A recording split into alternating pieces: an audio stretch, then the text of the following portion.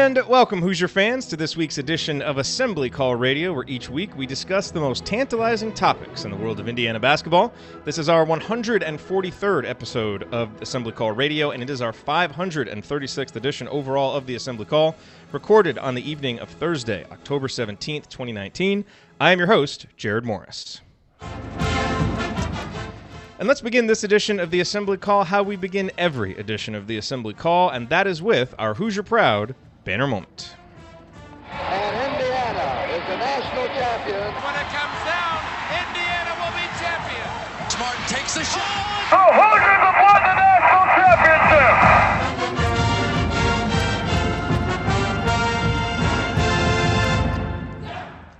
Last Friday, the Indiana men's basketball Twitter account recognized Trayce Jackson-Davis as the season's first gold jersey recipient. Which begs the question, has an Indiana freshman ever had a more auspicious first week of practice? First, at Hoosier Hysteria, Trayce won the dunk contest, and then the hearts of older IU fans everywhere by paying homage to the GOAT, Calvert Chaney. Then, during the scrimmage, Trayce displayed his competitiveness, athleticism, and skill level by shaking off a Joey Brunk steal to dominate the next few minutes of action. And then he apparently proceeded to outproduce everyone in real practice too, because, as you'll recall, the gold jersey is all about rewarding not just effort in practice, but the kind of quantifiable production that actually translates to games. So, while no one wants to heap too many expectations on the McDonald's All-American and reigning Mr. Basketball, and Trayce surely is going to have his ups and downs once the games begin, if this first week is any indication, he may be ready from day one to be a major contributor for this all-important third season in Archie Miller's tenure.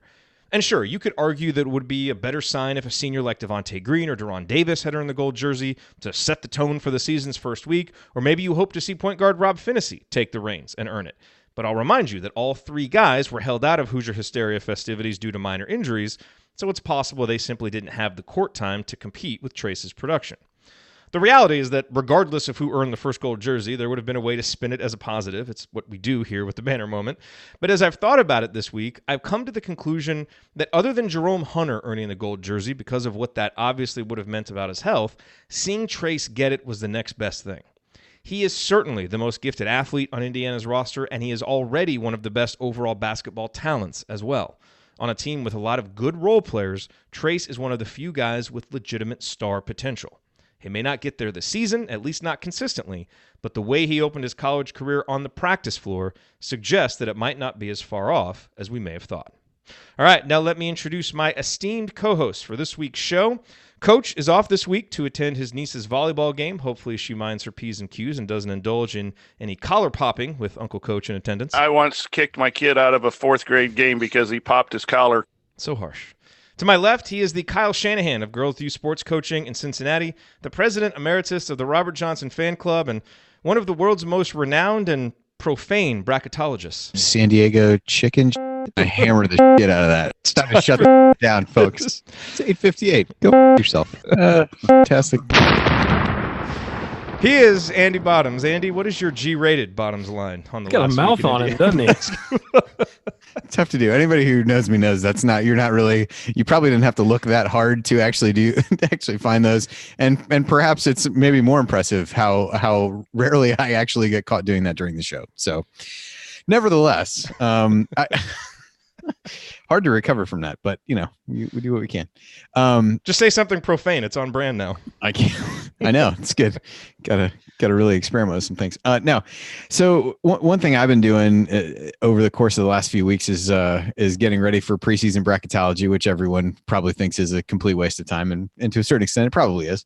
But in order to do that, a lot of times I'll go through and kind of look at various predictions, whether it's Media Day, other college basketball sites, different things like that for kind of across different conferences. So I'm not going to talk about where IU has been picked because that doesn't really. I think everybody's beat that into the ground. Wanted to talk a little bit about IU's non-conference opponents. I know you and Alex got some questions about that in podcast on the Brink this week in the mailbag show, and it really, it certainly presents a lot of chances for IU to rack up wins. I think everybody knows that. Limited chances, I would say, for marquee wins. And that was ultimately the genesis of one of the questions that you guys got around which games were most important. So as you look down this list, I'll kind of hit the few major conference teams UConn currently kind of in the aggregate is picked 6th in the American. So I don't know that there's a whole lot there. I think that's a league that gets 3, maybe 4 teams in. So if they end up 6th, respectable middle of the pack, but not necessarily a great team. The 2 ACC teams I think are the big ones in Florida State and Notre Dame. Those 2 are picked right next to each other. Again, this is kind of aggregate rankings across different sites. Florida State 6th, Notre Dame 7th. I do think Notre Dame has a chance to be better than some of the prognostications, and I will likely at this point have them in my field. I think Bray's a good enough coach. They've got some talent. We're hit pretty hard by injuries last year. So those to me really feel like the 2. And then Arkansas is the other major conference team, is in aggregate about 11th in the SEC. So they're not really going to do much. And the other teams, nobody really picked higher than 4th. The 2 that are 4th right now are Louisiana Tech, 4th in Conference USA, and Princeton 4th in the Ivy League. So good chances for IU to pick up and really bolster their win total. Not a lot of great chances. So it really puts a lot of emphasis to me as we look forward to that on really those 2 ACC games and to a lesser extent that UConn neutral site game. And to my right, he is a senior writer at The Big Lead, a top name on Archie Miller's short list of shot doctors. And as you know, he is the most common target of my soundboard sneak attacks here on the Assembly Call. That is an absolute fact. So this week, I've decided to grant Ryan a reprieve from pulling out any embarrassing, out-of-context sound drops. My beloved Los Angeles Chargers. Instead, in the interest of fairness and in response to popular demand, I've compiled a few silly drops of myself. So Ryan, this is for you. Ryan, I can do what LeBron can do. That little turnaround jump shot he had. Snoop Dio double jizzle. Just a spoonful of sugar makes the losses go down. My wife's laughing over here. Fine. Ryan is perfect. Love you, buddy. See, I'm equal opportunity. Now, Ryan, please, what is your rant this week? My God, that was cringeworthy. Nothing happened in Indiana basketball this week, really, other than what you mentioned, Trayce winning the gold jersey, and I'm sure we'll get another announcement soon on the gold jersey. I just would, in the absence of basketball news, I'd like to point everybody in the direction of the men's soccer team that is 8-1 with 3 ties this year. They have a huge match at Maryland tomorrow on the Big Ten Network. It is 6:30 Eastern, I believe. No, I'm sorry, it's FS2. So yeah, FS2. They had to move it because of the ALCS and then Ohio State, and then That's right. So you can get it on online, I believe, and if you have FS2, which I don't. But they're playing Maryland, who's ranked number 25. Maryland knocked them out of the College Cup last year in the semifinals. So big game. Let's support our boys. They're still on their quest for 9, and they're really exciting and really young this year. Ton of young players. I think Andy and I were talking before the broadcast, and I remembered this, but they tied Kentucky 0-0, but in the match they had something like 8 freshmen on the field at the same time in like a key situation. They're very young, very fun to watch. This could be the season where they build towards maybe a championship team next year. So check them out. It's another Hoosier team doing really well. Until we get some basketball to break down and discuss, it's always great supporting that soccer program. So that's my rant of the week. Also, I had a question. The ALCS had to be moved because of a rainout yesterday, right? So they just backed everything up one day. Whatever happened to a doubleheader? Why couldn't they do games 4 and 5 today? What, are we that soft? You can't do a doubleheader anymore? How fun would that have been? You get great. No money in broadcasting day games. I would guess that's all the advertising money. You're not wrong. You're right. Yeah. No, this is not necessarily a get off my lawn situation, but I'm sure that the money and all that had something to do with it to be able to spread that out over multiple days as opposed to just one. But how fun would that have been? Like back to back, like Greinke and then either Verlander and Cole pitching in the same day. I mean, come on. My rant is I miss double headers, man. Let's go back to having some double headers. Those are fun. That's it. Yanking this back to Indiana sports, also on a quest for 9, but of a different sort, the football Hoosiers playing at Maryland. Hey, some people are on the 9-Indiana bandwagon. I'm not. I don't think they'll get quite that far, but a big game for the football Hoosiers if they can go get a win on the road. So let's just drop Maryland like the Big Ten stepchildren that they are with a couple of wins this week. What do you say? I think this is really the swing part of the schedule as to what they can really do. So a win against them would be a good step in the right direction heading into the next couple games. Yep. All right. Well, this week we're going to run through a few Hoosier headlines. Then we will discuss our expectations for a talented but mercurial Hoosier who seems to be flying a bit under the radar this offseason. We're going to talk about him. And finally, we will answer your questions. All of that coming this week on Assembly Call Radio. Before we get to all that, let's talk real quick about tickets. You have a lot of options when it comes to where you get your sports tickets. And this isn't an industry that is known for its growth, innovation, and customer friendliness. But with millions of live event tickets and a price match guarantee, SeatGeek proves that there's a better way. They built the fastest way to find tickets so that you can stop searching for the perfect seat and instead start enjoying it. Just look at the App Store. SeatGeek has over 50,000 five-star reviews, and the reason is because they deliver a better process for buying tickets. SeatGeek pulls together millions of tickets from all over the web, and then they rate each deal on a scale of 1 to 10 with a color-coded system to show the value. Green dots mean good deals, red dots are overpriced, and then they display the tickets on an interactive seat map so you can see right where they are. And every purchase is fully guaranteed, so you can shop for tickets with confidence. I have the SeatGeek app on my phone. It's the fastest, easiest way to find tickets. That's why I used it to buy tickets to the Zach Brown concert that my family and I are going to next weekend, taking our 3-year-old daughter. That's going to be quite the adventure. But I've also seen a lot of ticket sales come through using the Assembly code, tickets to the Troy game, tickets to other non-conference games. So jump on that bandwagon, go to SeatGeek, get your IU basketball tickets for Big Ten games, for non-conference games. They are all on there. Can a brother get some coupons? Of course you can. Best of all, SeatGeek will give you $10 off your first SeatGeek purchase. All you need to do is use our promo code. So download the SeatGeek app today and use the promo code ASSEMBLY for $10 off your first purchase. That's promo code ASSEMBLY for $10 off your first purchase. All right, gentlemen, let's quickly go through some Hoosier headlines here. I don't know if you saw it, but Matt Nover signed the alumni wall, which gives me, great pleasure because Matt Nover is on one of my favorite IU basketball teams of all time, and I can use this drop from Blue Chips. Give a kid a tractor? Give a kid a tractor. Got a tractor. That's why he went to Western, not why he came to Indiana, just to be clear. Ricky Rowe, man. Ricky Rowe, the legend. But, I think the Ricky Rowe thing overshadows how good of a player Matt Nover was. He's one of the most efficient offensive players. Think about this. In that movie, they got Shaq, they got Penny Hardaway, who were two of the biggest stars in basketball at that time. I mean, they were like young, but everyone knew who they were. And they got Matt Nover. He's forever going to be linked to those two other guys. That's pretty good. That's not a bad. And he was awesome in that movie. He was great. He made everything. Yeah. Okay, so he signed the alumni wall, which is great. Kudos to the Indiana Athletic Department.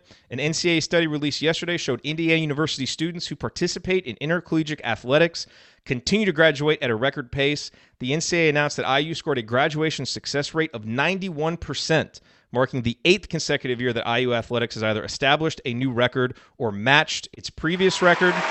That is fantastic. Kudos to Fred Glass, to everybody in the athletic department for making academics a priority. This is not us being facetious at all.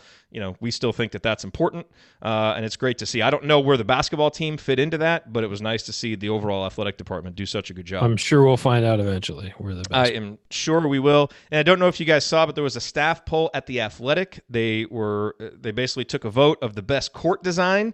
Coming in at number 1, Brian, your favorite arena, Simon Scott Assembly Hall, McCracken Court, the number 1 court design in America. Most people cited its simplicity, how classic it is. I've never had an issue with the court design. Not once. I know. Just FYI. But I agree. There are some ugly, trying too hard, garish, look ridiculous courts out there. Everything Oregon does every game. Yeah. Yeah, it makes you appreciate what we have. Andy, any comments on those Hoosier headlines? No, this is it feels like this week. Yeah, it feels like this feels like a mid-July scraping of the barrel to get headlines, and yet we're not that far off from actual games. So I guess it's good that there's nothing. No drama or anything to talk about. But no, I thought the court design was good. I mean, it probably I think people continue to associate great value with the tradition and some of those things. I think the kind of simplistic court design is a part of that. So I don't know if it means anything to anybody but IU fans as a point of pride, but kind of at least cool to see that, because some of these are just getting more and more insane. I think So somebody was saying about whatever Memphis did to their new one is ridiculous. Gary Parrish had some good comparisons about that, I think, in one of the CBS podcasts. So fun story. I had a group of friends in college who in their the house they were renting would manufacture beer pong tables, and they would do whatever design you wanted on your beer pong table. And but then they had a few standard ones that, they knew how to do and they would just redo every time. And their most popular and the easiest to do was IU's court. So it was a beer pong table in the shape of IU's court. And that was their biggest seller. And you automatically shot better on that court. Of course you did. Of course. It was Indiana. Come on. Of course. So, okay, one thing we can talk about really quick. Every Indiana fan's favorite coach, John Calipari, talked to I don't know who this was, so forgive me. I'm not sure who posted this on Twitter. But basically it was a quote with Calipari talking about the series. He said a lot of stuff about how close he and Archie are. Archie's grandma raised his mom, like all this stuff. Preamble to say he offered Indiana 2 games in Indianapolis. Indiana said no. So he said, well, I did my job, and we're not going to have the series. So essentially, Calipari holding firm that he is both afraid and unwilling to come to Assembly Hall, desperately wants to try and get some inroads into Indianapolis before Archie just owns it all, and doesn't want to play home and home. Which I think is ridiculous. Like, I get that it was a crazy court storm last time. Like, I understand that. If you're that scared about another court storm, which I'll say that was a very unique set of circumstances that I don't think would happen again as a once-in-a-generation moment. But if you wanted to talk about some different security things for a court storm, fine. I have to think that everybody would be open to that. But it just seems like a ridiculous, lame excuse. Get the series going again. If you want to play it on campus and then 2 games in Indy and Louisville do a 4-year rotation, fine. I'd be all for that. But the whole thing is ridiculous. We need to play, and he's the one holding it up. So, Calipari. See, you could have ranted about that. Yeah, I don't know. I know. Until we prepped, I didn't know that he had said anything about the series. I knew I had seen his comments about the draft and all that, but I hadn't seen that. But yeah, I mean, it's a typical Calipari BS. Hey, I tried. No, you didn't. You know what they want. They're willing to make concessions to you to get a game in Bloomington. I mean, it's silly. Yeah. I've actually come around on Calipari a little bit. Like, I think he does make. Since he's won a national title, he's a different guy. He's a lot more relaxed and a lot less. I think he makes some good points on the big picture of college basketball and athlete welfare and all of that. But this was just disingenuous, stupid. Andy? Yeah. And I get it. You don't pile on. No, you guys are good. Well, what I'll probably just say something profane, so I was just. You really need to calm down. It'd be so warranted. Don't want to have to mark this explicit. No, I think I can't bleep it live, Andy. So I know. What I would say is about that situation is he's trying to do what's best for his program, which is not ever have to play in Bloomington. I mean, let's be honest. That's what it is. It has nothing to do with the court storm. It has nothing to do. He doesn't want another situation where he's on national television getting beaten in Bloomington at a rival. That's what he doesn't want to happen. And he knows that even if he has a better team than Indiana, you can lose at Assembly Hall. Pull out the sad violin for John Calipari and the Kentucky Wildcats. He's not willing to take his team in there. And do what's best for college basketball and the fans, you coward. Exactly. Let's play some basketball. Good grief. Okay, you guys ready to go on to segment 2? Yeah, I think it's time. let's do it. Yeah. Let's do it. All right, coming up, we are going to talk about a guy who was everyone's breakout pick last offseason, but who isn't getting nearly as much hype this offseason. It's understandable why that is the case, but is it misguided? Is it a little bit myopic? We're going to talk about that. Stick with us here on the Assembly Call.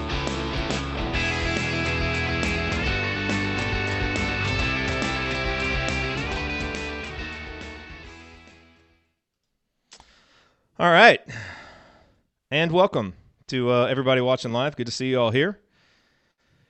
Happy to be here. Happy to be talking IU basketball with you as the season gets 1 week closer. How's your week, guys? My week's going well. It's going quite well. Been productive.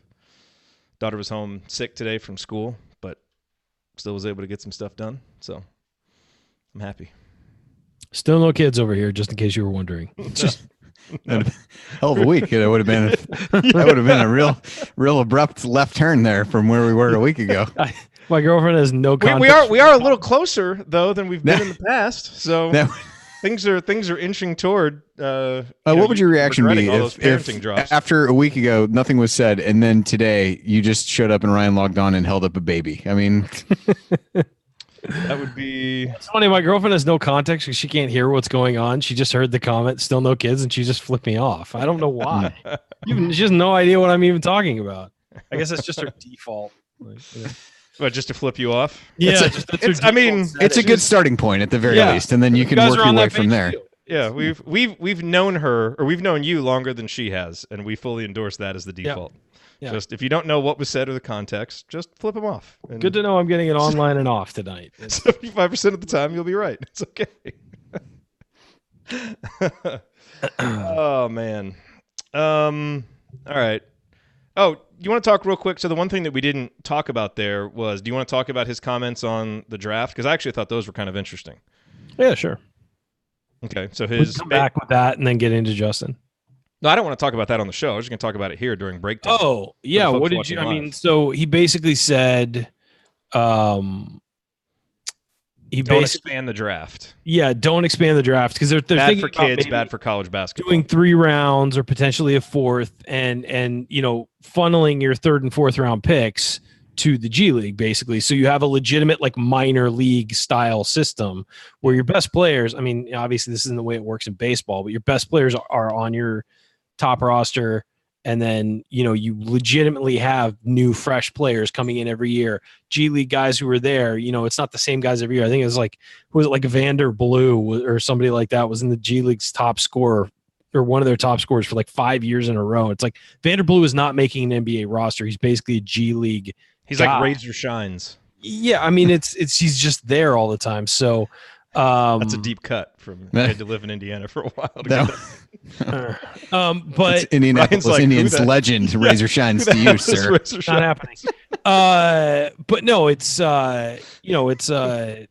it would be a way to just replenish the G League every year you're going to get 2 new players every year on that G League roster as opposed to just signing 10-year veterans to be down there until somebody gets hurt and brought up. You're actually going to be developing young players. So that's a thought that's out there, and Calipari is just no, absolutely not for expanding the draft. Think about what a great night that would be for Kentucky basketball with how many people got drafted though, right? I mean, that's what it's all really about. I mean, he did say that guys should be able to go pro out of high school, which I certainly agree with. And he said that most guys, if they don't, are probably going to stay for a couple of years. I mean, you'll still have some one and dones, of course.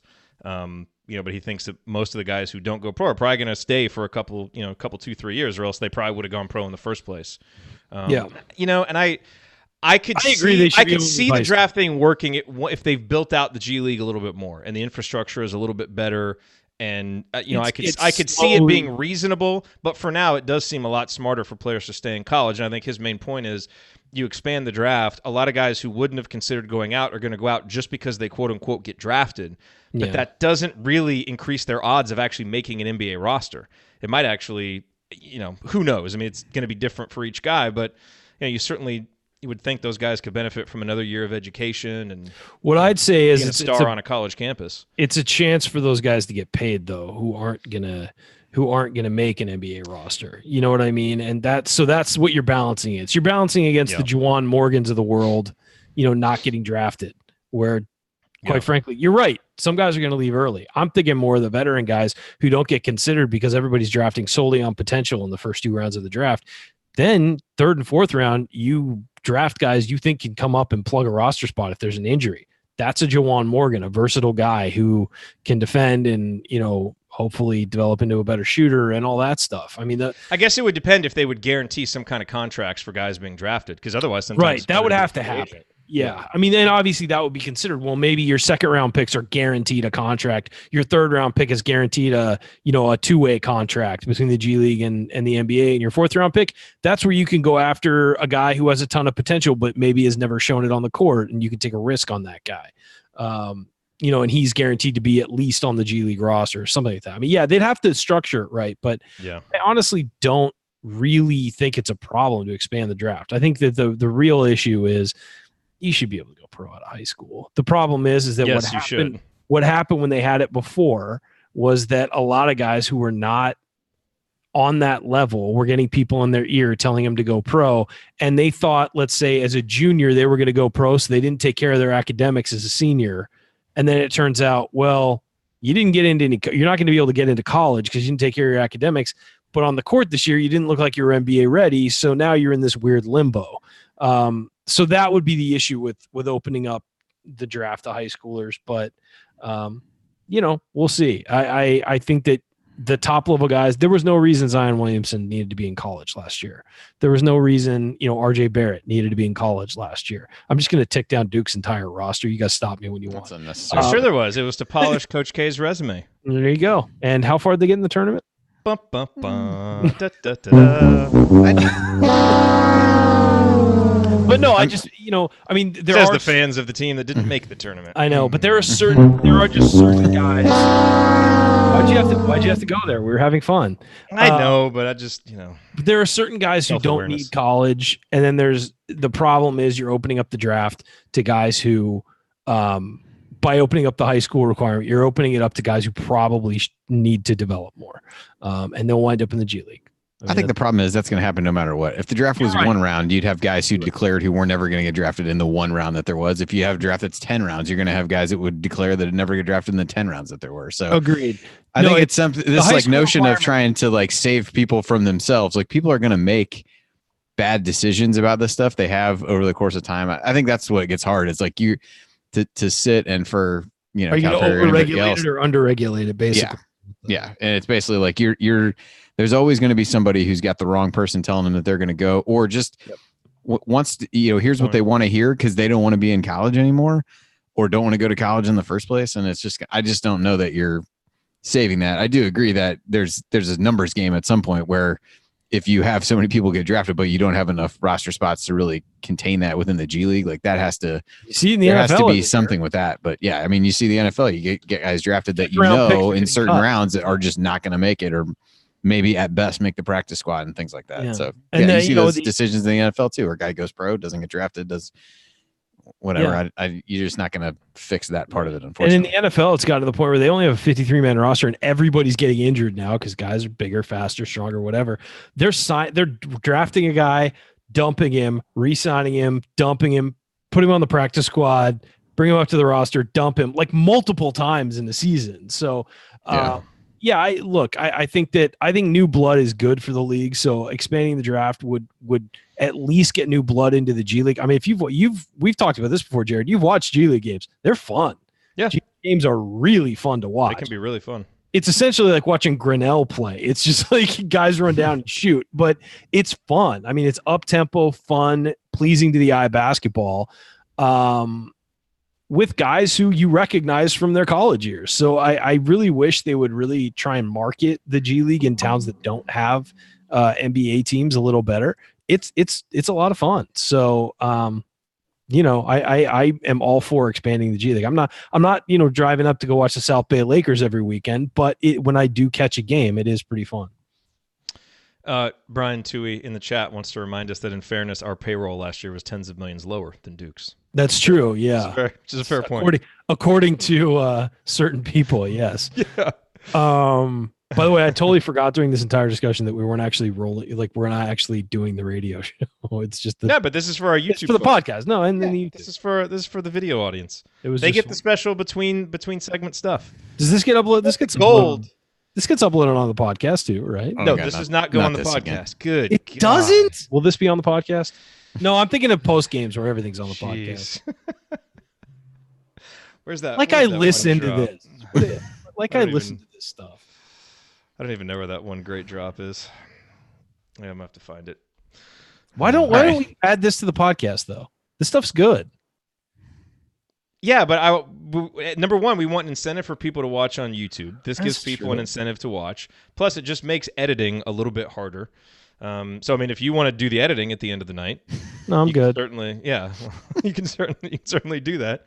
But to be serious, I do think it's nice because we started putting the after show stuff on the podcast. Okay, see, that's what I was like that. Yeah, the after show stuff is on there, but I think it's nice. I thought when you did that, you put the in between segments on there too. No, I don't put the in between stuff. I think it's kind of nice to have something that's just kind of special for the YouTube folks. Gotcha. Because because when I listen back to the show, I never pay attention to where the breaks are either. So I just listen to. It's like listening straight through. Mm-hmm. Richard wants to know, Ryan, how's the ankle? It's sore. Swelling has gone down. Starting to get sore behind the ankle though, so I'm wondering if there's an extra something's messed up back there. Hopefully not an Achilles. But yes, a little bit. Well, it's slowly getting better. It was a week on Tuesday, so getting there. I was icing. Now I'm soaking in Epsom salts every night. You know, I can keep going as long as the music's going. The music would go on too long, but you probably could just keep going. I was just going until you shut it off. So okay, longest between segment stuff ever. Probably. We're gonna run out of all the stuff for AC After Dark. We're doing it all before dark today. It's already 6:30 here. No, that was long. What are we talking about this segment? Done one segment. Justin Smith. Justin Smith. Yes. Okay. Justin Smith. Okay. Oh man, Patrick Mahomes got hurt. Are you serious? Like they were going to bring out the cart for him, but he hopped off the field. He's like out. It looks like. Damn. Yeah. Okay. Well, on that somber note. I know, right? Well, it's time to talk about Justin Smith. So yeah, time to talk about Justin Smith. Okay, here we go. Ready?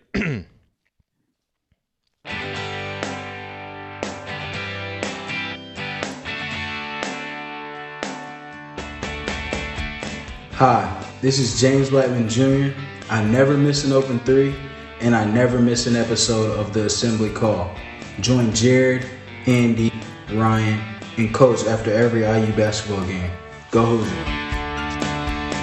Thank you, James. Welcome back to the Assembly Call. You can find all of our content at our website, assemblycall.com. And if you ever want to join the chat mob during our unedited live broadcasts or watch those replays and see all of the between segment banner, like the 15-minute segment of ridiculousness that we just had between I blacked out. What happens? You should check out our YouTube channel, youtube.com/assemblycall. I'm Jared Morse, here with Ryan Phillips and Andy Bottoms. And guys, let's keep our player previews going, and let's talk about Justin Smith, a guy that we haven't spent a lot of time talking about this offseason, certainly not as much as we did last offseason when everybody was predicting a big breakout for him. And while some of his counting numbers did improve, a lot of his efficiency numbers went down, and I think it's fair to say that most everybody was disappointed by what we got out of Justin Smith last year on the whole. He certainly had some huge moments. Neither Michigan State win happens without him, and you saw the flashes.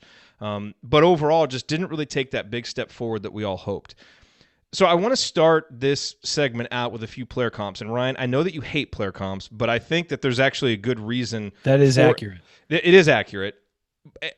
And I don't want people to take these the wrong way, but I'm doing them with a purpose, and we'll get to it. So, Ryan, pop quiz for you here. Do you know who the number one comp is for Justin Smith's sophomore season on KenPom? So, if you don't know KenPom, Indiana player? No.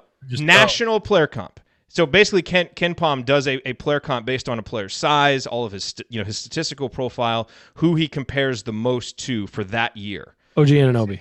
Who's his number one? No, his number one player comp for his sophomore season is Juwan Morgan's sophomore season. Oh, the number two player comp is Brandon Dawson's sophomore season from Michigan State. Interesting, right? Do you know who the number three comp is for Justin Smith's freshman season? Clearly, I don't. Victor Oladipo's freshman season. Now, the reason why I say this is not to say that Justin Smith is going to be Victor Oladipo or that he's going to be Juwan Morgan. But, Andy, what do both of those guys have in common in terms of the trajectory of their careers at Indiana? Made a big jump going into their junior season. Both made a big jump going into their junior season. Now, again, I'm not predicting that, but what I'm saying is when you look at the profile that he has put together statistically, he is still on a track like that. And it's easy to get down on Justin and to see a lot of the bad, but this was a guy who was highly recruited, was a productive player in high school, has shown flashes. And so I say that to say, let's not give up on the guy quite yet, right? Now, on Crimson Cast this week, one more. On Crimson Cast this week, Chris Williams from IU Artifacts and Galen, I thought, brought up a couple of comparisons to past Indiana players that were interesting. And this is kind of how I want to frame the discussion. They basically talked about how Justin's career tracked like early Charlie Miller the first couple of years and early Daryl Thomas. And Ryan, I know you hate it when I start reading out numbers, so I'm not going to read out the numbers. Go ahead. Read them out. No, because I don't need to. But suffice it to say, the numbers that Justin put up his first couple of years, very comparable to what Charlie did his freshman and sophomore year and what Daryl Thomas did. All those guys, highly recruited, athletic guys, talented players. Charlie Miller as a junior basically stagnated and then really took a big step back as a senior. Never kind of became that next level player that people had hoped. Daryl Thomas went the other way. He went from 5 points as a sophomore to 14 as a junior. Was still a little bit up and down that year, but then as a senior, 0.7 points per game, 6 boards, 53% shooting from the field, played 30 minutes a game, and as we all know, had probably the greatest assist in Indiana basketball history. And so the question for Justin Smith now as we enter his junior season is which way is his career going to go? Is his career going to go like a Charlie Miller, where it feels like a lot of unfulfilled potential and he kind of stagnates and doesn't take that next step? Or does he go the way of a Daryl Thomas, of a Juwan Morgan, of a Victor Oladipo? Maybe not to that level, but taking the next step and really being a productive player. And what got me thinking about this is, last week, I mentioned when you look at the Bart Torvik projections for Indiana this year, they really project a jump for Justin Smith, to 73% of the minutes, 13 points per game, 6.1 rebounds, which would, again, track really closely with what Daryl Thomas did as a junior. And I basically said, that doesn't seem likely. And yet, maybe we have a little bit of, recency bias with some of the struggles from Justin last year that we forget that a lot of guys, it takes until their junior year for it to click. Guys settle into their roles and they play a lot better. And so my question to both of you guys is, what path do you see his junior year and his career taking? Because this is a really important year for him, obviously. Do you, see him going the Charlie Miller route? Do you see him going the other route? Andy, we'll start with you. Those are interesting comparisons. The Charlie Miller stuff, I didn't realize how much he fell off a cliff in his senior season. Those numbers are pretty staggering. Regressed to even lower than what was his freshman year. Yeah. I think the challenge with Justin is trying to figure out positionally, what's going, where he really fits in that regard from a lineup standpoint. You kind of sit the Jerome Hunter piece aside if you think Justin is potentially a 3. I think he's, played the 4 pretty much exclusively a year ago, and most guys in that kind of you'd call him a small ball 4 type guy can really step out and shoot, and that was an area that he struggled with a lot, save for the the Michigan State game at the end of the season. And I think those are the things that you kind of project and look at this year, that if you want to take the pessimistic side of things, that's what it would be. Because I'm not sure that this team, if Archie wants to play 2 big guys and Justin Smith becomes a 3rd guy, I don't know how, unless he really significantly shoots the ball better than a year ago, then you've got kind of 3 non-shooters on the floor, which seems like a really tough way to play basketball. Now, that also assumes that Trayce Jackson-Davis is settles in and is the starter at the 4, and you're playing a lot of Joey Brunk and Durant. So maybe you see Justin slide back to some of the 4, and maybe the shooting, if the shooting hasn't gotten better, you're able to alleviate a little bit of that concern. I think the shooting is the part that gives me the most concern if it doesn't develop, because it's harder to figure out a place to play him at that point. But you look at the Archie's talked about how much he's improved defensively, which I think is a way to earn minutes under Archie and for this team. And from an athleticism standpoint, you really like what he can do if this team wants to be able to try to get out and run a bit more. He's a guy that can excel in that part of the game. So I know that's not really answering your question. I think the shooting is the kind of swing skill that will determine which of those paths he goes down, and without really being able to see him to see if that's made some significant improvement, it is a little bit of a tough question to answer. It's a really good point about the fit on this year's roster, because it's really hard to start piecing lineups together when you're going to have 2 of those big guys out there. If Justin's playing the 3, you're right. I mean, you basically only have 2 shooters unless he really develops that. And, and I talked to some people this week kind of in prep for this, and I think there are some reasons to think that he can be better and more comfortable offensively than he was last year. I think it was hard for a lot of guys, always having to play off Romeo and Juwan, maybe not having, the confidence from the coaching staff to, take shots that they wanted to take like some other guys did. I think he also had, some injury issues at the end of the year. So I think with a different comfort level, a different chemistry, and if he can settle into a role, that, Ryan, is where I see and still believe in the potential. Why I'm really bullish on Devontae this year is because I think he's got a clearly defined role that he'll settle into. I don't see the clear role for Justin Smith yet because we just don't know how well he's going to shoot, and it's hard to piece those lineups together without knowing that. Well, let's think about this. What are the 3 things that Justin Smith has struggled with during his time at Indiana? 1, shooting. Yep. 2, turnovers. And 3, being mentally in the game. How many times has he just gotten beaten by somebody who was mentally tougher than him? If you fix one of those 3 things, you likely fix the other 2. The mental toughness aspect of it, you're not going to turn the ball over if you have an idea what you're doing. Half of turnovers are just not knowing where to go with the ball, not knowing what you're doing, or being careless with it.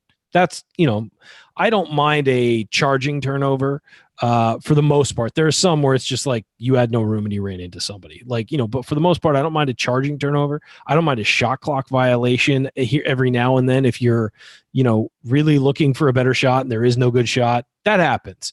I mind just giving the ball away to another person, especially live ball, or throwing it out of bounds when there's a clearly wide open person next to you, things like that.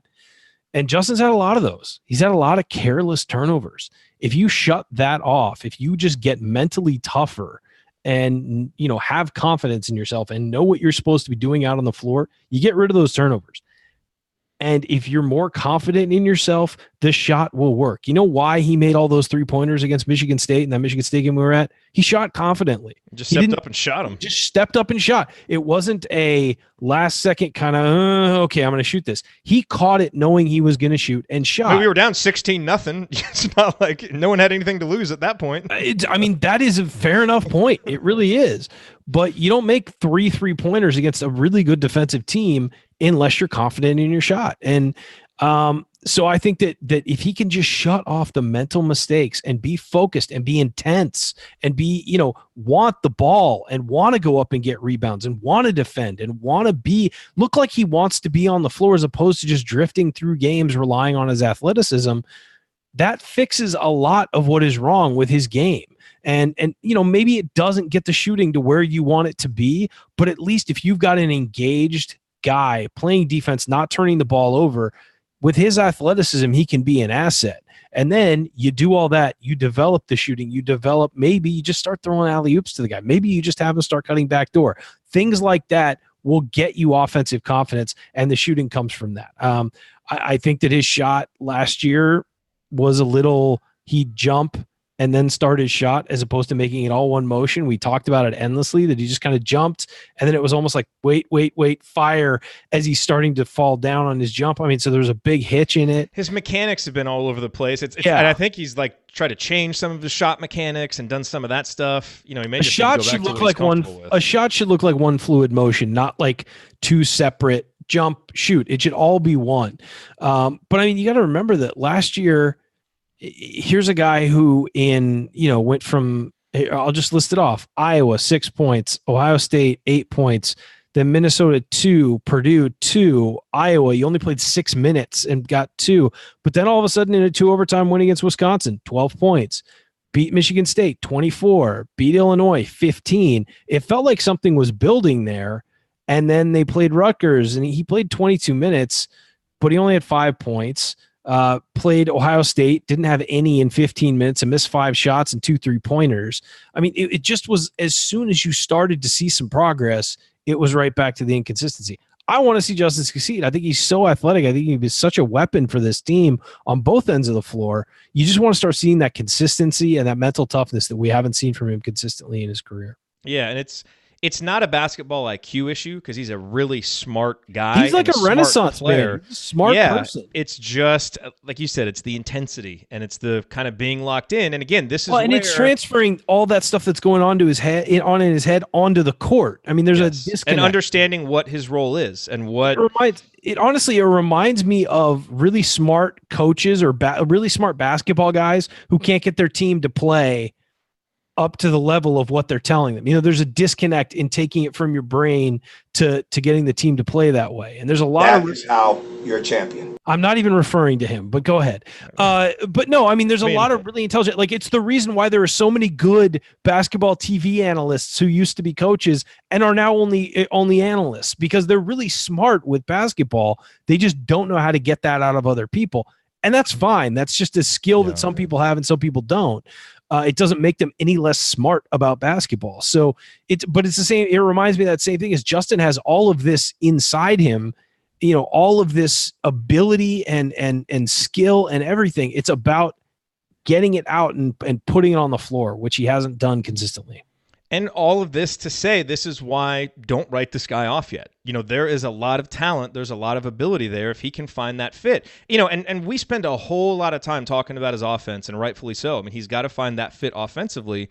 But let's remember, this guy can be an outstanding defensive player. And, now that his third year in the pack line, he can be, when he's locked in, he's a really good help defender. He's versatile. He can take on, the challenges of guarding another team's, really good wing player.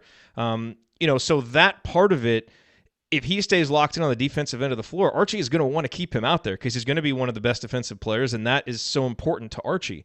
So it's, it's just, and I think at times, Andy, agree or disagree with this, but I think at times his offensive struggles really, and we saw this with Devontae too, I think, really seeped into the other end of the floor, where it's like when he was struggling offensively, he also seemed to not quite be the same guy on defense, not quite be the same guy crashing the glass, and for him, all of those things are so important because if you're not going to be a shooter, you've got to be able to create offense with energy, either in transition, offensive rebounds, cutting.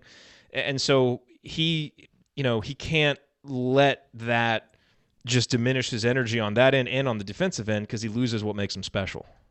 Can make him special. Yeah, I think defense and rebounding become really important. I mean, his offensive rebounding numbers as a, from a rate standpoint have been good over his first couple of seasons. I mean, in conference only games, he ranked 17th in offensive rebounding percentage. That was even last year. So I feel like we've said this a lot of what a guy can a guy understand what he's doing when he's playing well and kind of why that's translating. And I think if Justin's able to come out, I think it's kind of hitting the reset button on expectations, but not throwing him away, as I think some people are inclined to do. And maybe what I said before about his shooting struggles maybe made it sound like that's what I was doing. But I think if I think about heading into last season, we were like, this guy's definitely going to average in double figures, and how high can he go? He played so well at the end of the prior season and all those kinds of things. And maybe that guy's still in there that can do that, but maybe to reset expectations for him for this year as to be, hey, here's a guy who needs to go out and grab 5 rebounds a game, maybe score you 6 to 7, 6, 7, 8 points, some of those on putbacks, whatever, and be a really good defender when he's out there. And for maybe less time than you would think he would play. Maybe he's a 20-minute a game guy. I don't know what I don't know how all that shakes out, but if you get a good 20 minutes out of a guy like him, it really helps the team. And I think maybe it's resetting those, and if he exceeds that, then you're pleasantly surprised. And I don't think anybody would sit here and having watched the high points of his career, through 2 years and say exceeding those expectations is something he cannot do. But I also think it's one where, maybe it was, too much too fast from a fan perspective to say, hey, this guy's going to be able to take this step. But I think what Ryan said, just in terms of the, kind of focus, and for however many minutes he's in there, even if his minutes get scaled back, I think he can still be a positive contributor. And if he shows up and has really improved his shooting ability, then I think that unlocks a whole bunch of other things for this team in terms of lineups and for him in terms of playing time. And his versatility from a defensive perspective is something that you would be really happy to have. So, for me, it's a little bit of, taking a step back and saying, all right, now we have the first year was one piece of the puzzle. The second year is another. Based on what we know about this guy now, what are realistic expectations now? And I don't know, maybe realistic expectations are a lot different than they were heading into season 3 than season 2. But I in some ways, I struggle to think that this team exceeds expectations without some consistent contribution from him.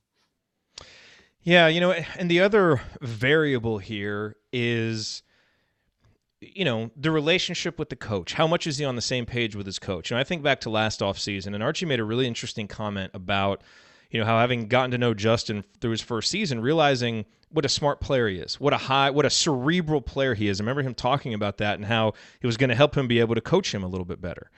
And I think it didn't, look, that team, almost nothing looked on the same page at times last season, but you never really felt, especially with Archie and with Justin Smith, that they really got on the same page. I think you felt the same way with Devontae until the end of the season. And now in the offseason, you've heard Archie talk a lot about Devontae, and it feels like he really believes in him. And that feels like a player and a coach relationship that are really on the same page. In the extremely limited view that we get, I haven't gotten any sense of that this offseason. Like, there haven't been a lot of quotes or anything like that. And that may mean absolutely nothing, but I do think it's important. I think when you have a high IQ, think it through, cerebral player like that, that kind of guy is going to need to be on the same page with his coach, understand the why behind the schemes and all of those things to really buy in. And so maybe there's something there that can be unlocked in a third season, and with those guys seeing more eye to eye. I don't know. Those are some of the things that we can never really know. It always ends up kind of being speculation, but we've talked a lot about that with Devontae, so I think it's at least fair to talk about with Justin, that I think that would be important. And Ryan, maybe that's the kind of thing that is another variable there that can help do the things that you talked about with unlocking that mental side of the game for him. Yeah, I mean, it's just what the only thing keeping Justin Smith from being a great basketball player is Justin Smith. I mean, and you could say that about, it's not a knock on him. You could say that about a lot of people. But he certainly has every tool that you'd want to succeed. And he just has to get there. And whether it's having an offseason like Al Durham, never leaving the gym kind of thing, or if it's just, maybe meditating before a game and getting all the voices out of his head. I don't know. I'm not even joking there. I'm being serious. There's got to be something that he can do, because it's certainly sad to see a guy who has, every skill you could possibly want and every athletic advantage you could possibly want, and had to see him struggle, especially because, IU could use a guy like that, and could have used a guy like that last year, could have used a guy like that his freshman year. It's just about getting to a place where he's comfortable. Yep. Okay, coming up here in our third and final segment, we're going to answer your questions, including one about how much we expect Indiana's defense to improve this season, and another about which IU road game would make for the best road trip. Stick with us here on the Assembly Call. Talk about all that next.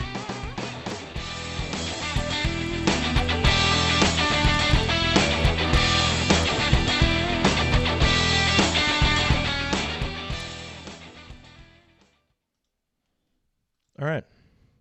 I think that was a good conversation. Patrick Mahomes out, knee injury. Looks like it's not going to be short. Man, NFL's so much more fun with him. I tweeted in the middle of our show that the Madden curse is real. Of course it's real. Then somebody argued, Antonio Brown had 100 catches and 15 touchdowns. Yeah, but where is he now?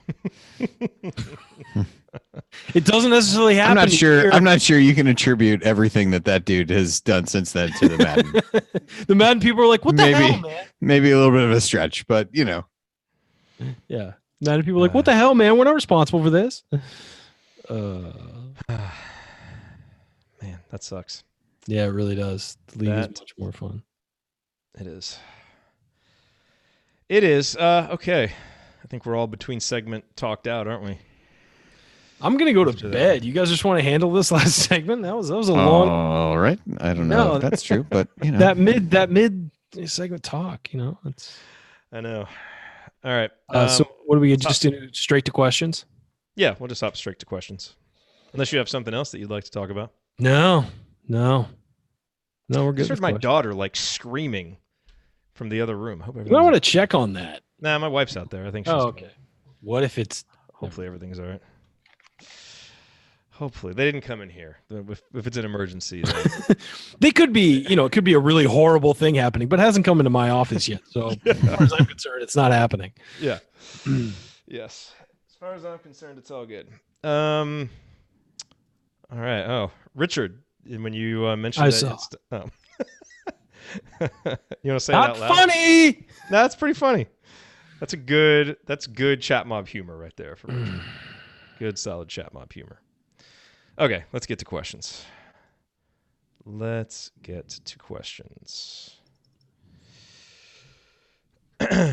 we go.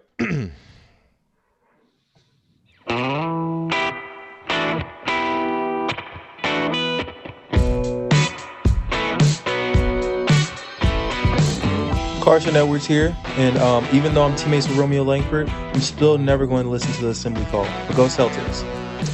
Thank you, Carson. Welcome back to the Assembly Call. I'm Jared Morris here with Ryan Alan Phillips. Thiverson. Alan Thiverson. By the way, I think Carson Evers just made another 3. So go on about your business. Remember that you need to be subscribed to our email newsletter. We send out a weekly IU news roundup, even during the offseason. And after every game, we send out a detailed post-game analysis. Just text IU to 66866 or go to assemblycall.com. That's IU to 66866 or go to assemblycall.com. Time now for our mailbag. All the questions submitted in our private IU basketball discussion community, assemblycall.com/community. We had like 7 new people sign up. Everybody's getting signed up, ready for the season. So go to assemblycall.com/community if you're interested in learning more. Gentlemen, Jeff is back. He asked us last week, I think it was him that asked us last week, who our prediction is for the next gold jersey. Trayce Jackson-Davis won the first one. Anybody want to wager a guess at who might win the next one? None of us picked him last week, did we? No, I don't even think we mentioned him because I picked Devontae last week. I'm going to stick with it until I'm going to stick with it until I'm right. Hopefully he's back practicing fully. Hopefully those nagging injuries are. I'm going with Aljamain Durham. Aljamain Durham is that's a good pick. I'm going with Jerome Hunter. Yeah, that's a good one. Because I think we may see a lot of Jerome Hunter, Trayce Jackson-Davis. I think I picked Joey this season. I think I picked Joey Brunk last week and immediately regretted that decision. Yeah, you got to remember, man. This is it's quantifiable. This is objective. I thought it was just like who had the best week of practice. I didn't, it is, but they track everything. Right. See, I don't think I realized that. It was my first week of practice too, so I had forgotten. We only mentioned it a few times over the last couple of years. I mean, I knew it back then. I just didn't remember it this time. Okay, this is from KC, one of the new members of our community. He is interested to hear our thoughts on year 3 of the pack line defense, what to expect from Joey Brunk on the defensive end, season predictions for the Ken Pom adjusted defensive efficiency rating. So he kind of wants us to play the offseason hits here because we've touched on these times. So let's go to Ryan. Why don't you go first? Year 3 in the pack line defense. I think it will be much better. I think that is what we have seen in history from team. I'm parroting Jared here. What we have seen in history from teams that run the pack line is just uncanny impression. That's really good. But third year is usually the best in the pack line, and it also helps the offense because the defense, they don't focus as much on defense. The defense is more natural. The offense tends to tick up. I feel like you're not taking my pack line defense research seriously. No, I just think that you've repeated. This isn't a knock on the fact that you've repeated it so much over the past 8 months. But Casey's new to the community. I'm trying to talk it into existence. All right, the more we talk about it, the more it'll happen. There you go. Joey Brunk on the defensive end is an interesting one, Andy, because again, you look at the metrics; they're not very good. You kind of talk to people that watched him play at Butler. He's not a guy who has been a big rebounder. I am interested to see, with more physical development, some more maturity, maybe being more comfortable in his role at Indiana, how he is defensively. But I will say my expectations are low. What do you think? For him defensively? Defensively, yes. Yeah, offensively, he's got a ton of skills. Yeah, I think defensively, maybe to a lesser extent than Duran, but the question is what happens when he gets put in a ball screen on the perimeter? Can he move laterally well enough to cut off driving lanes and play the coverages that the team is trying to put in place? So that's kind of the question for me. I think he'll be maybe better than what he showed at Butler, but I agree. And I do think the strength, him winning the offseason conditioning, and kind of weight related stuff, I think will help him as a rebounder, and I think he'll have a pretty clearly defined role as a 5-man on the team. So I think that helps. It's really just the quickness component, and if they start putting him in a bunch of ball screens, can he work through that and contain people well enough to hold his own? All right, season predictions for adjusted efficiency rating, Ryan. Do you think Indiana can be a top 20 defense? Because they were 30 something last year. Yeah, I think 32 is what the final one was. I looked it up now. I think they'll be top 20 this year. I think they got a chance, man. I would say between 15 and 25 is where they'll fall. There are some pieces there. Okay, on that note, let's get to this question, which comes to us from Lee. Is Race Thompson being overlooked by most of the fans? Because that is a guy who can have a big defensive impact if he's healthy, if he's ready to go. And Ryan, we know you really are the president of the Race Thompson fan club. I wouldn't go that far, but I want to see what he can do healthy. I mean, I would jump on to the fan club thing, but we just haven't seen enough of him. We really haven't, and I want to see more of him. But the Ethan Happ defense is like the Jeremiah April turnaround jump shot. I mean, it's like the one shining moment, you know. But I think Ethan Happ the defense on Ethan Happ. Yeah, the defense on Ethan Happ. It's like Ethan Happ doesn't play for Indiana, Jared. Just because you buy cameos from him doesn't mean that. But that showed what he's capable of. He is, and you got to remember, he is, a guy who was very highly recruited and was a very good player, and opted to graduate a year early so he could go in and get his strength and conditioning up to par and all that stuff. And so there is a lot to like about that. He just missed the entire season with a concussion pretty much. I mean, not obviously the entire year, but a huge chunk of it. It changed his season. So I want to see what a healthy, locked in Trayce Thompson can do. Yep. All right, let's go to this. This question wins the Subpar Question Award of the week. This comes to us from Jay. He says, I like to travel to watch IU play road Big Ten games and try to hit at least one a year, even though I haven't seen IU win a game away from Assembly Hall since the Big Ten tournament game when Verdell blew out his knee. God, everything about that sentence is just so really depressing. Had to add that part. Jeez, I shouldn't have read that. Don't go on the road anymore. Yeah, this seems like a series of signs that you should stop doing this, but I mean, you can. Right, okay. Jay. Okay, so anyways, he says there's some good opportunities to watch IU play on the road this year. Which one of these games would make the best weekend trip? IU at Wisconsin, Saturday, December 7th. IU at Maryland, Saturday, January 4th. IU at Nebraska, Saturday, January 18th. IU at Ohio State on February 1st. IU at Michigan on February 16th. IU at Illinois on March 1st. All those games obviously on the weekend. And all of them will be very cold. Yes. Yes, they will, says the San Diegan. Yes. Brian or Andy, which one of those games would you pick for a Bottoms family adventure? Well, the most winnable seems to be the Nebraska game. Yeah, it depends what's important. Is winning the most important factor here, or I would say to break the streak that he's described here would seem to be. I have heard good things about Nebraska's facility. I think for an actual weekend game environment, a fun little town. I spent a weekend there once. There's some stuff to do. Okay. Wow. Okay. I haven't been there. I have no real opinion on it. You're fine. I'm willing to take your word. Nebraska. I'm willing to take your word for it. If you have a chance to drive through Nebraska, skip it. I went with somebody fun. Let's just put it that way. So maybe the company was better than the city. Yeah, I don't know. Michigan would be an interesting one, I think, potentially, because I don't know what that team's going to be, but it might be along the lines of cool city to go to, potentially winnable game. I don't know. I don't have a great thought. The idea of going to the Kohl Center in December sounds terrible, though. So I would probably pass on that. No, Jay is due the law of averages, and you've got to be there when we break the streak against Wisconsin. Well, here's the thing about Wisconsin too. If you're looking for the best weekend experience, Madison is the town in the Big Ten other than Bloomington that everybody loves. So if you're looking for a good weekend, Madison might be the town to go to. Madison is a cool town. Yeah, I haven't been. It's funny. I lived in Milwaukee. I never went to Madison. It was too cold to drive anywhere. Just getting the tires rolling is its own thing. My alcohol consumption since moving away from Milwaukee has dropped precipitously, dramatically. But yeah, I would say Michigan. And if you're worried about winning the game, Nebraska. Or if you want the best possible weekend, like you want to have fun, I think Madison is supposed to be one of the better college towns in America. Yeah.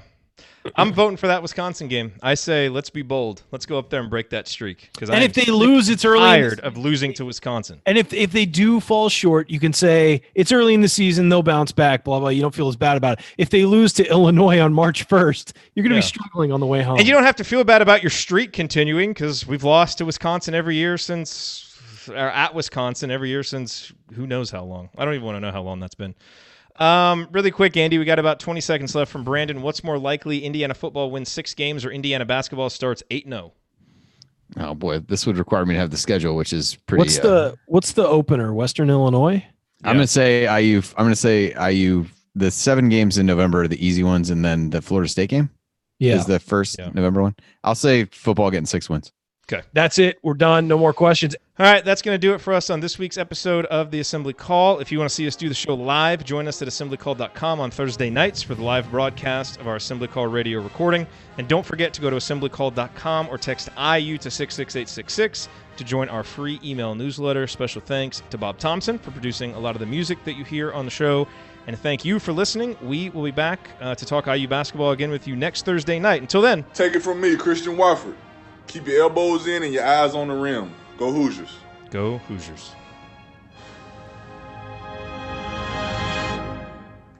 Thank everybody for coming out. All right, I got to get out of here, folks. Thank you. All right. I am going to have to hop off here. I'm getting text messages. Apparently that screaming was not adoring fans assembling outside of your home. I think I'm being summoned.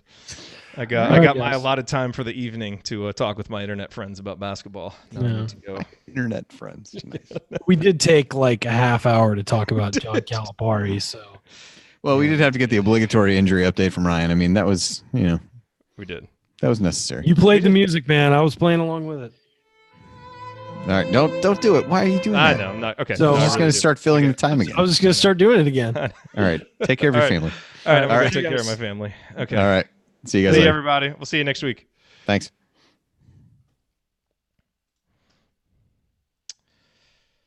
Okay.